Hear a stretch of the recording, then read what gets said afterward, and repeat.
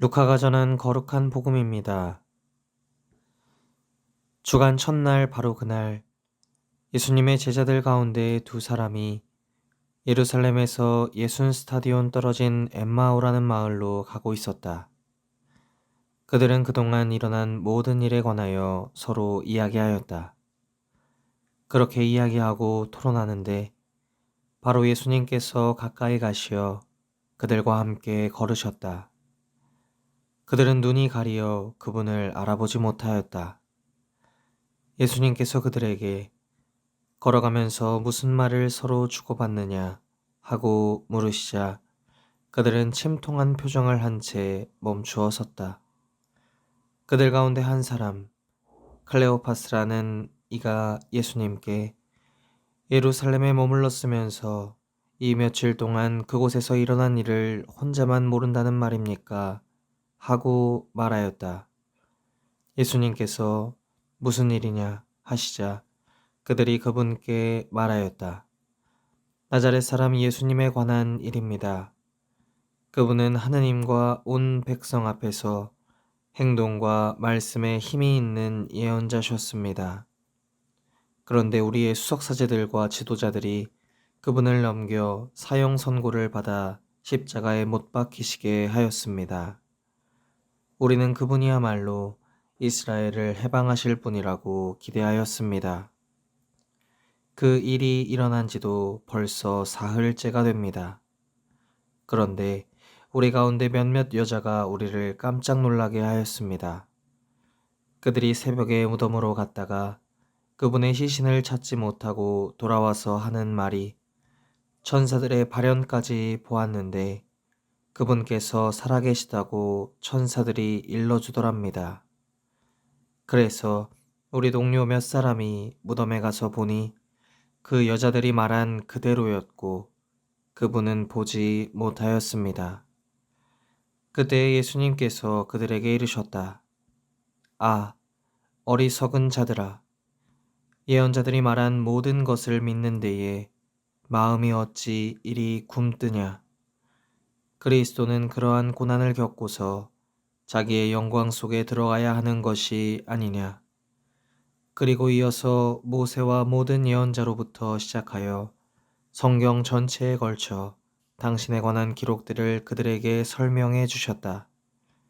그들이 찾아가던 마을에 가까이 이르렀을 때 예수님께서는 더 멀리 가려고 하시는 듯 하였다. 그러자 그들은 저희와 함께 묵으십시오. 저녁 때가 되어가고 날도 이미 저물었습니다. 하며 그분을 붙들었다. 그래서 예수님께서는 그들과 함께 묵으시려고 그 집에 들어가셨다.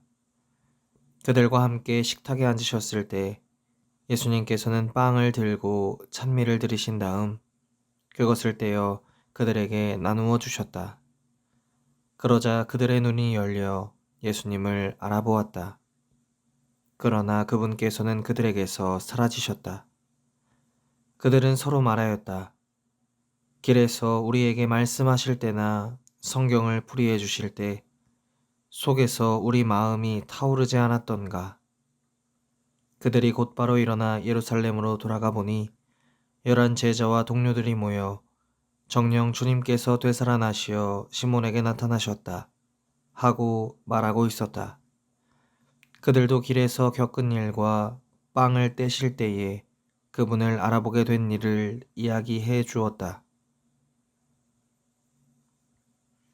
주님의 말씀입니다. 그리스도님 찬미합니다.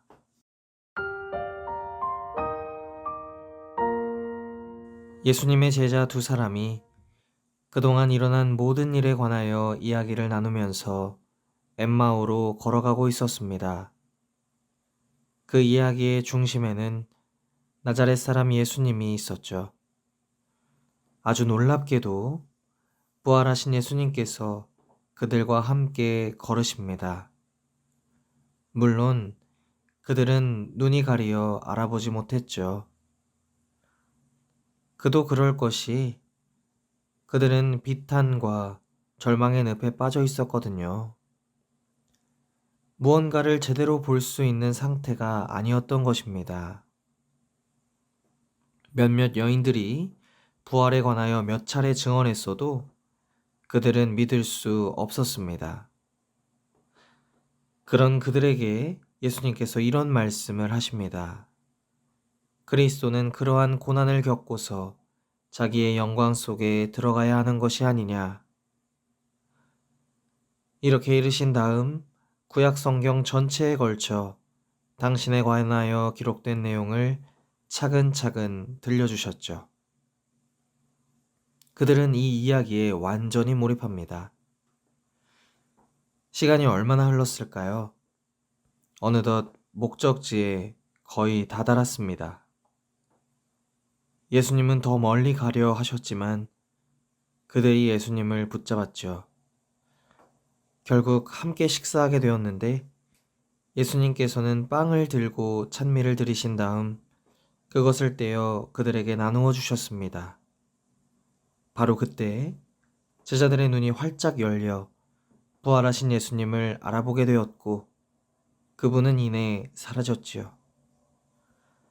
깜짝 놀란 그들은 곧바로 일어나 예루살렘에 있는 동료들에게 부활 체험을 힘차게 전하게 됩니다. 저는 오늘 이야기에서 눈이 가려져 있었던 두 제자한테 주목하고 싶습니다. 사실 그들은 스승님에게서 일종의 정치적인 힘을 기대했습니다. 근데 예수님께서 보여주신 순환과 죽음은 완전한 정치적 패배였죠. 예수님의 부활은 생각할 수도 없었고요. 하지만 그분의 진짜 면모는 빵 나눔에서 밝혀집니다. 우리는 미사 중간에 빵을 축성하며 바치는 기도를 너무나도 잘 알고 있습니다. 너희는 모두 이것을 받아 먹어라. 이는 너희를 위하여 내어줄 내 몸이다.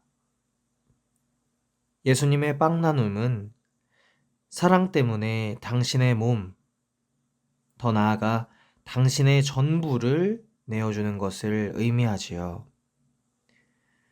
눈이 가려진 사람들에게 그분의 순환과 죽음은 그저 어리석음이고 실패이며 무능력함으로 해석되지만 이 해석은 오류로 판명됐습니다.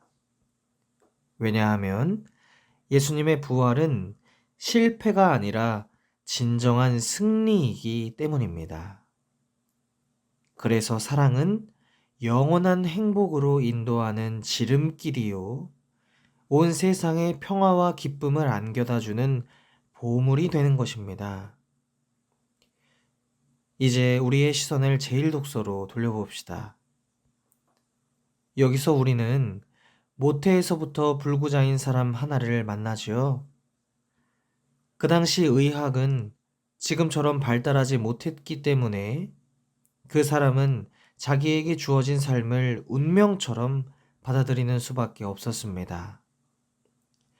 이 지독한 멍해를 받아들이기까지 얼마나 많은 고통을 겪었을지 감히 저는 엄두조차 내지 못하겠네요.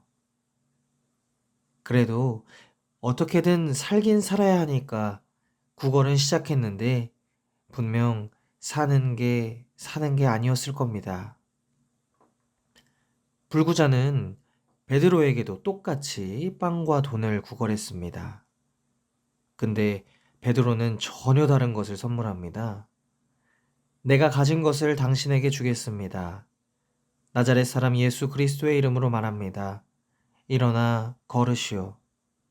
그러자 어떤 일이 벌어졌나요? 그는 걷기도 하고 껑충껑충 뛰기도 하고 하느님을 찬미하며 완전히 새로운 삶을 살게 되었습니다. 이렇게 사람에게 생명을 불어넣는 것은 물질이나 부 또는 힘과 건강 따위가 아닙니다. 오직 예수님께서 보여주신 사랑만이 새 생명을 선사합니다.